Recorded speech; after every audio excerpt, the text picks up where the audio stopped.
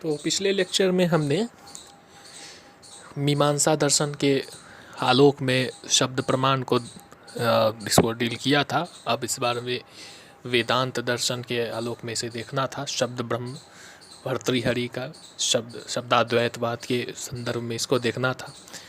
ये शब्दाद्वैतवाद क्या है? शब्दाद्वैत, शब्द के माध्यम से अद्वैत तक पहुंचना। शब्द क्या है? शब्द भर्तृहरि के दर्शन में जितने भी थॉट्स है, जो भी चिंतन है, वो सब शब्दमय है। सारे चिंतन शब्दमय है। शब्द के बारे में चर्चा हो रही है, अर्थात कि किसी थॉट के बारे में, लोगोस के बारे में चर्चा हो रही है। Logos, thought. तो इन थॉट्स का जब भी हम कुछ चिंतन कर रहे हैं तो वो वर्ड्स में, भाषा में ही चिंतन कर रहे हैं। और पहले भी हम लोग देखे कि भाषा की संरचना के आधार पर ही विश्व की संरचना को समझने का प्रयत्न, ये भी एक ने चिंतन धारा को प्रभावित किया है, ये तथ्य भी। अब भाषा का जो, या भाषा के टर्म्स में जब सोच रहे, शब्द में जब भी हम चिंतन कर रहे हैं तो उसके जितने अर्थ है, सभी शब्दों के अलग अलग अर्थ है, अलग अलग अर्थ। अब इसमें अद्वैत कहाँ है? तो शब्द के द्वारा, लेटर्स के द्वारा अर्थ प्रकट करने की जो क्षमता है, अर्थ प्रकट करना, यह तथ्य कि भाषा या शब्द किसी भी अर्थ को प्रकट कर सकता है, अर्थ को प्रकाशित कर सकता है।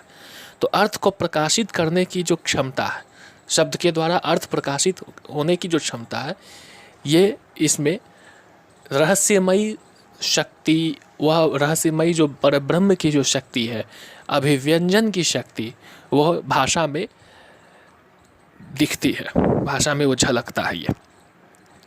ये एक संदर्भ हुआ। दूसरा, पिछले लेक्चर में हम लोग देखे थे परा, पश्यंती, मध्यमा, वैखरी, भाषा के चारों स्टेजेस देखे थे। तो परा स्टेज में हुआ ट्रांसेंडेंट स्टेट, पश्यंती, जब वो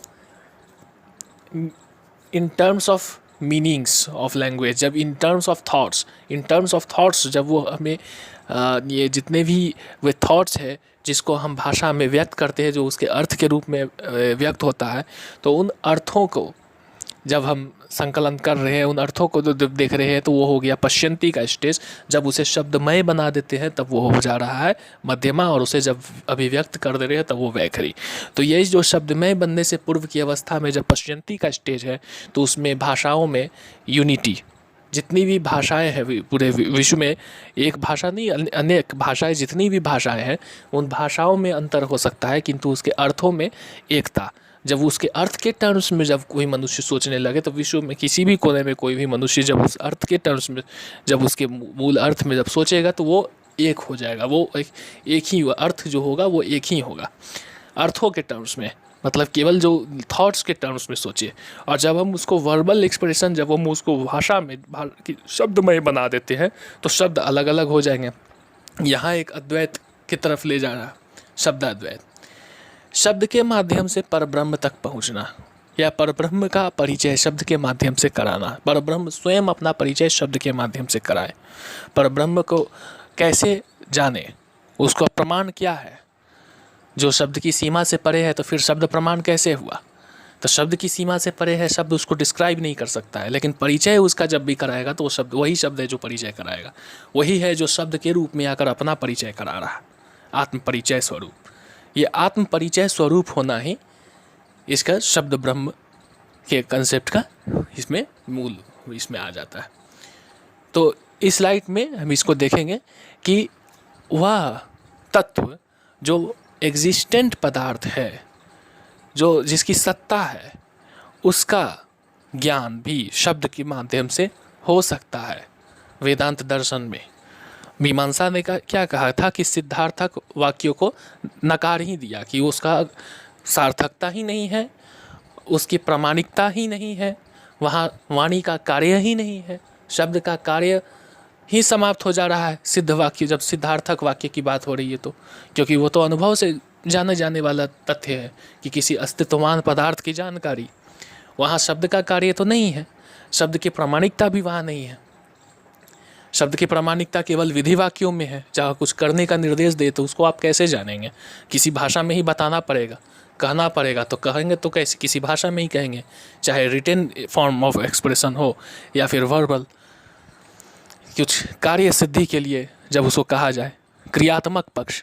लेकिन यदि तथ्यपरक कोई बात हो, कोई एग्जिस्टेंट पदार्थ की जानकारी, तो किसी एग्जिस्टेंट पदार्थ की जानकारी देना मीमांसा दर्शन ने तो माना नहीं, लेकिन उत्तर मीमांसा जिसे वेदांत कहते हैं, ये कहते हैं कि नहीं, ये इसका भी कार्य है। डिक्लेरेटरी प्रोपोजिशंस जो फैक्चुअल प्रोपोजिशंस है, तथ्यपरक सिद्धार्थक जो वाक्य है, उसका भी कार्य है। शब्द, उन शब्दों की भी प्रामाणिकता है, और वो भी अस्तित्वान पदार्थ की भी जानकारी भी दे सकते हैं।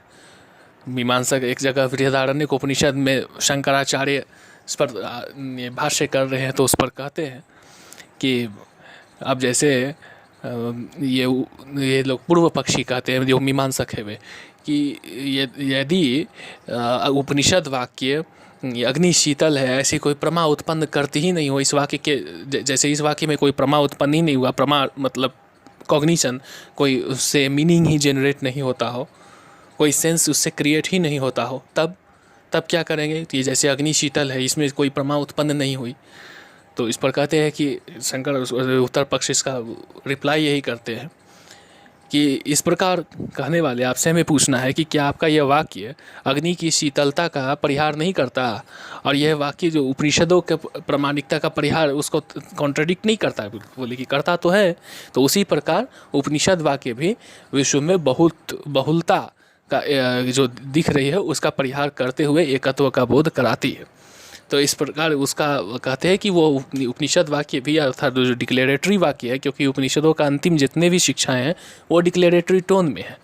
जो चारों महावाक्य है वो डिक्लेरेटरी टोन में है, वो किसी एग्जिस्टेंट पदार्थ के बारे में है कि वह तत्त्वमसि, वह इसमें एक एग्जिस्टेंट पदार्थ, फैक्चुअल स्टेट ऑफ अफेयर्स को बता रहा है, एक तरह का पॉजिटिवली एग्जिस्टेंट पदार्थ का जानकारी दे रहा है। कोई इम्पेरेटिव सेंस नहीं है, कोई क्रिया उसमें करने संपादित करने का निर्देश नहीं है। तो इस प्रकार इसको कह सकते हैं कि डिक्लेरेटरी वाक्यों को भी प्रमाण में स्थान दिया गया है। तो क्या सारे डिक्लेरेटरी वाक्य, अब उसमें तो सत्यता वेरीफाई किया जा सकता है या नॉट वेरीफाइबल, इस पर भी अलग अलग मत रहे हैं। अब एक तरफ तो कह सकते हैं कि वही शब्द है, वो शब्द के शब्दावतार का कंसेप्ट, कि शब्द के रूप में वह परब्रह्म ही है, जो कि शब्द के रूप में अपने आप को अपना परिचय स्वयं करा रहा है। दूसरा कह सकते हैं कि आप शब्द ठीक है उसका संकेत कर रहे हैं, और उस संकेत से उसका साक्षात, उसका प्रतीति, साक्षात उसका ज्ञान हो जा रहा है, साक्षात्कार तुरंत हो जा रहा है उस संकेत को तुरंत फॉलो करते ही, ये भी एक बताया जा रहा है। फिर तीसरा ये भी है कि नहीं, शब्द को उस अर्थ में नहीं, वो वही बात जो न्याय दर्शन में था कि नहीं, उसको शब्द के माध्यम से उसका संकेत तो दिया, लेकिन उस पर चल कर स्वयं उसको रियलाइज़ करना, वो अपना इंटरनल रियलाइजेशन वो अपने आप में होता है। जैसे भामती संप्रदाय में कहा कि सहस्रों श्रुति वाक्य भी कह दे कि घड़ा कपड़ा है, घड़े को कपड़ा नहीं बना सकती। प्रत्यक्ष कितनी सहस्रों श्रुति भी कह दे कि सैकड़ों श्रुतियाँ भी आकर कह दे कि अग्नि शीतल है, कौन मान लेगा? ऐसा शंकर भी कहते हैं। तो इस प्रकार शब्द के स्वतः प्रमाण्यवाद जितना अधिक, मीमांसा का जितना ज़्यादा झुकाव है शब्द के स्वतः प्रमाण्यवाद पे, उतना उस तुलना में ये थोड़ा सा उससे आगे बढ़ जाते हैं कि नहीं, शब्द के स्वतः प्रमाण्यता नहीं, शब्द का भी कार्य, वाणी का भी, शास्त्र का भी कार्य तब जाकर समाप्त हो जाता है जब वो फाइनल एनलाइटनमेंट तक पहुंचता है, फाइनल विजडम ऑफ रियलाइजेशन के बाद, ज्ञान होने के बाद शास्त्र का भी कार्य समाप्त ही हो जाता है, ऐसा इन लोगों का कहना है। तो ये आपका शब्द को मेटाफिजिकल स्टेटस कि वाणी का कार्य, वहाँ जैसे नौका पार लगा दिए, उसके बाद नौका का ये कार्य समाप्त हो जाता है, पार किनारे लग जाने के बाद, किनारे पहुँच जाने के बाद नौका का कार्य समाप्त हो जाता है। उसी प्रकार ये वाणी का कार्य, ये परब्रह्म को साक्षात्कार कर लेने के बाद समाप्त हो जाता है। इसलिए वहाँ पर शब्द की प्रामाणिकता वहीं तक है केवल। तो यह स्वतः प्रमाण्यवाद या शब्द या वेद को वहीं अंतिम रूप से अंतिम न मानकर इसे साधन के रूप में स्वीकार कर लेना, ये थोड़ा सा अंतर यहाँ दिख रहा है। डिक्लेरेटरी वाक्यों को स्थान देना, ये एक अंतर दिख रहा है। तो शब्द का मेटाफिजिकल स्टेटस, मेटाफिजिकल बेसिस ये ऑफ इंडियन लिंग्विस्टिक ट्रेंड्स अभी हम लोग देख रहे थे। इसमें मीमांसा को देखे हैं, तंत्र साधना के मार्ग में देखे हैं, और यहाँ आप वेदांत को देख रहे हैं। तो वेदांत दर्शन में हम लोग इसी प्रकार इसको देखते हैं कि वेदांत में भी शब्द की प्रामाणिकता स्वीकार तो कर रहा है, किंतु उस अर्थ में नहीं जिस अर्थ में मीमांसकों ने स्वीकार किया है। अब यहाँ एक और बात है, इंट्यूशन, अंतः प्रज्ञा द्वारा किया गया प्रत्यक्ष। वेदांत में भी यही कहा है, अंतिम प्रमाण जब भी है तो वह प्रत्यक्ष ही है। वो प्रत्यक्ष इंद्रियों द्वारा किया जा रहा हो तो व्यवहार के लिए, और अंतः प्रज्ञा द्वारा किया गया जो प्रत्यक्ष है वह परमार्थ के लिए, पारमार्थिक दृष्टि से वही अंतिम प्रमाण है। अंतः प्रज्ञा द्वारा किया गया प्रत्यक्ष, यह अंतिम प्रमाण प्रत्यक्ष ही है। और जो अनुभव जो भी है, अनुभव से जो भी ज्ञान प्राप्त हुआ उसे जब व्यक्त करते हैं, वेद के वाक्य को भी इसलिए उसे प्रमाण माना गया है क्योंकि वे अनुभवों के ही आख्यान है, और अनुभवों को ही ये अनुभव जितने भी है वो आत्म परिचय स्वरूप होते हैं, वो अपना परिचय स्वयं कराते हैं। इसलिए ये वैदिक वाक्य को, जो अनुभूति में जो अनुभव का जो ज्ञान है, इसे प्रमाण, ऐसा होने के कारण ही इन शब्दों को प्रमाण माना गया है। तो इस प्रकार देख रहे हैं कि वेदांती दृष्टिकोण मीमांसा दृष्टिकोण से कहाँ डेविएट कर रहा है, और ये शब्द के मेटाफिजिकल स्टेटस कहाँ पर आकर ये लोग क्या स्टेटस ये ग्रांट कर रहे हैं शब्द को, ये हम लोग देखें। बाकी बहुलवादी दर्शन को अब तक देखते आए हैं कि बहुलवादी दर्शन जितने बहुलवाद है तो उसमें ग्रामर के नियमों में देखें, इसमें जितने लैंग्वेज के जितने तत्व माने गए हैं, उन तत्वों को के आलोक में ये पूरे विश्व, पूरे ब्रह्मांड के जितने भी अलग अलग तत्व, ये ब्रह्मांड के जितने भी कैटेगरीज है, इसमें एग्जिस्टेंट पदार्थों की कैटेगरीज, उसको कैटेगराइजेशन लैंग्वेज के में जो एलिमेंट्स ऑफ लैंग्वेज है उसके कैटेगराइजेशन से किस तरह से मेल करता है। पिछले लेक्चर में भी हम लोग देखे थे इसे, कि लैंग्वेज का स्ट्रक्चर और ब्रह्मांड के स्ट्रक्चर को करस्पॉन्डिंग इस तरह से समझने की कोशिश।